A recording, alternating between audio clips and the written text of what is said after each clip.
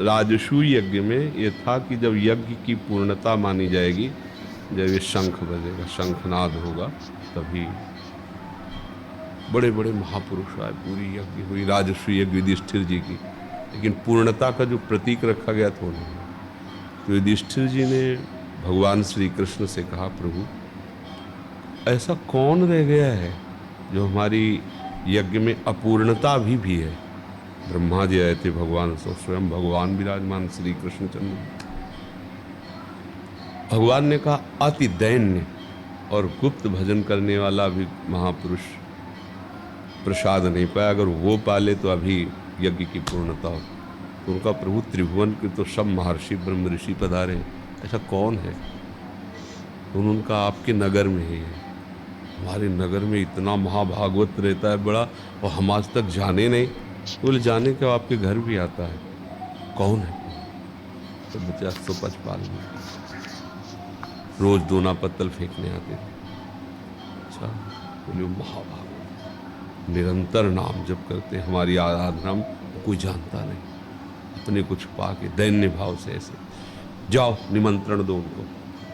भीम और अर्जुन जी भी पहुंचे, तो कोई उनके स्वरूप को नहीं जानता। चित्रपट विराजमान के अश्रु प्रवाह करते भगवान के सामने वो बैठे थे। जो देखा कि भीम अर्जुन आए, सो तत्काल पर्दा किया कि हमें कोई जान न पावे। भीम अर्जुन ने हाथ जोड़ा, आपका निवारण उनका मालिक, तो 2 कौड़ी के नौकर हैं आपके, दोना पत्तल फेंकने आप निमंत्रण, हम रोज आपका ही तो जूठन खाते हैं, जो पत्तल और फेंकने पर जो मिलता है वही हम। कहा नहीं नहीं, भगवान ने कहा। उनकी दृष्टि बदली भगवान पे कि ये चैन से भजन नहीं करने देते। अरे हमें कोई जानता नहीं था, चुपचाप भजन कर रहे थे। अभी राजा लोग सम्मान करेंगे, यश होगा, भीड़ लगेगी, हमारा भजन रुकेगा। और भगवान की इच्छा है, जो ही प्यारो करे सोई में। भगवान ने द्रौपदी जी को आदेश किया, अच्छा अच्छा भोजन बनाओ। उनको रसोई में बैठा ला। जब भोजन परोसा गया तो सब भोजन लेके एक में ऐसे मिला ऐसे, भगवान की तरफ देखा पानी। द्रौपदी जी के मन में आया, पूरी रात दासियों के साथ लगकर हमने स्वयं बनाया, कहीं असर तो होगा ही। कोई राजघराने के या बड़े घरों के होते तो स्वाद चखते, क्या जाने राजभोग का। वो प्रसाद पा लिए, घंटा में मिला, शंख नहीं बजा जो आखिरी। तो उनका प्रभु इन्होंने भी बोले आपसे अपराध बन गया इनके प्रति। कोई किससे बना। द्रौपदी जी का हमारे मन में ऐसी सोच आई थी, तो बोले आप ही प्रश्न करके देख लो। कहा आपने अलग अलग स्वाद क्यों नहीं लिया, सब मिला क्यों दिया। बोले वस्तु का स्वाद तो प्रभु आप लेते हो, हम तो प्रसाद पाते हैं, इसलिए सब मिला के। तब द्रौपदी जी को पता चला कितने बड़े, उनके पाने पर ही घंटा हो गया, उनके पाने। तो आप देखो क्या है वो, बाहर से दोना पत्तल उठाने की झविया, हाथ में झाड़ू, और भगवान कितनी नजर रखते हैं उन पर, कितनी मान्यता है कि बड़े बड़े ब्रह्म ऋषियों को लघु कर दिया उनके सामने, और उनको बैठा अहो वत्सपस्तु गरियान या जिभ्यागे वर्तते राम तुभ्यम।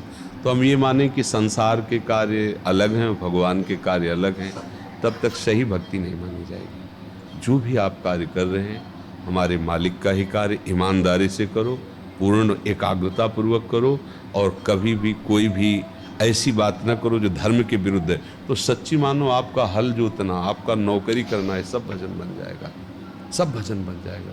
वो एक उदाहरण में 2 भाई थे, तो एक भाई मेहनत करके उसे वाराणसी भेजा, तो व्याकरण और सब शास्त्रीय सब पढ़ाओ।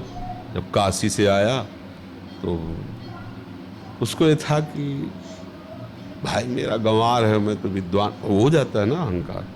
तो अपनी भाभी से ऐसे किया, पहले था कि झुक के चरण छूते थे। कहा भैया कहाँ है, बहुत दिन से इच्छा थी मिलने। तो बोले तो नदी के पार जो है, पहले बैलों से गेहूं आदि मारे जाते थे। जैसे गेहूं है ना, थ्रेसर नहीं थे, ऐसे फैला दिए जाते थे बैलों से। कई दिन मारने के बाद फिर हवा में उड़ा के गेहूं अलग और भूसा अलग किया जाता था, उसे मड़नी देहाती भाषा। अब तो यंत्र चल गए, पहले यंत्र नहीं थे। वैसा ही करके उड़ा रहे थे। उनका वो तो खेतों में है, नदी पार है, ठीक है। तो उनका नदी पार हम कैसे जाएंगे। तो उन्होंने कहा कि हमें तंत्र विद्या भी सिखाई गई है, ऐसे राख ले मन पड़ा, बोले ऐसे नदी में डाल देना, फल की तरह चली जाओगी जल में। आश्चर्य हुआ वो जब डाल, भाई के पास गए, बोले काशी से भाई आया है और आपसे मिलना चाहिए। भाई कैसे?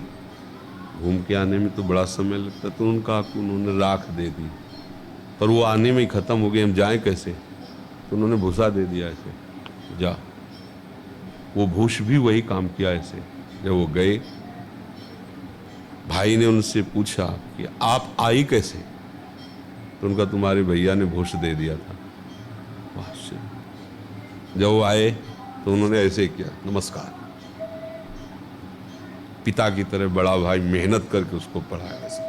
वो था ना कि भाई मैं पढ़ा लिखा हूँ, जैसे आजकल के बच्चे ना अमेरिका आदि से पढ़े, अपने माता पिता को हे भाव से देखते हैं।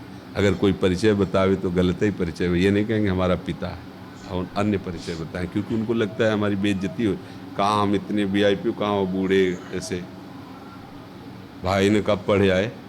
बोले हम पहले आपसे प्रश्न करते, हमने तो तंत्र विद्या भी काशी में सीखी, उसी के फल से राख आपको दी, पर आपने क्या, आप तो हल जोतते हैं, फिर आपके भूस में कैसी? बोले एक एक चेष्टा भगवान को समर्पित करता हूँ, उनका नाम जप करता हूँ।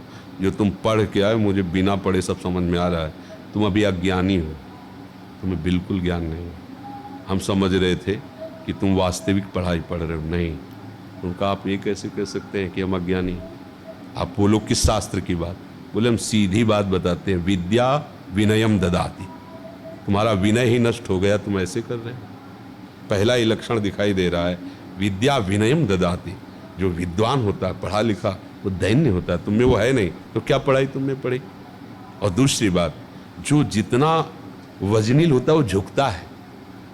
आप पल्लड़े को देखो, जो वजनील होगा वो झुकेगा। तुम अभिमानी हो, तुम्हें अभिमान है, तो क्या तुमने पढ़ाई की? बताओ, एक वो बात बताओ जिसके जान लेने के बाद कभी कुछ जानना बाकी नहीं रहता। एक केवल शब्द में बोलो जिसके जानने के बाद कुछ जानना बाकी नहीं रहता। वो इधर उधर अपनी शास्त्री गिरी, बोले जाओ, अभी हमारी दृष्टि में तुम पास नहीं हो। एक भगवान है जिसके जान लेने के बाद कुछ जानना बाकी। तो ऐसा नहीं कि गृहस्थ है, व्यापारी है, वो भजनानंदी नहीं हो सकता। बिल्कुल सच्ची मानना, जो माला चलाने से, जैसे हम लोग विरक्त भाव से चल रहे हैं, ऐसे यदि ईमानदारी से गृहस्थी में चलोगे तो भगवान आपको वैसे ही प्यार करेंगे, वैसे ही आपको लाभ मिलेगा। इसमें कोई अंतर नहीं। पर ये है कि फिर ईमानदारी से भजन करते हुए हमारा समय बड़ा कठिन है घर में भजन करना। देखो, लड़का बच्चा परिवार सबकी कोलाहल, सबकी इच्छाओं की पूर्ति करना, उसको ये बना के देना, उसको वहाँ जाना, उसकी, और उतने में भजन कर लेना, तो भगवान उसको बहुत प्यार करते हैं कि संसार के कार्य में रत रहकर भी मेरा भजन किया। तो पहली बात है कि हम प्रभु के, दूसरी बात है कि किसी भी कार्य को हम संसार का न समझें, उसे प्रभु का समझें, और तीसरी बात, अगर हम भगवत स्मरण करते रहें तो घर में रहते हुए महात्मा है, पैंट शर्ट में रहते हुए साधु है, धर्म से चले। केवल भेष और गंदे आचरण तो आप साधु थोड़ी कहेंगे। तो अंदर से आचरण यदि हमारे भगवत भाव के, भागवत भक्त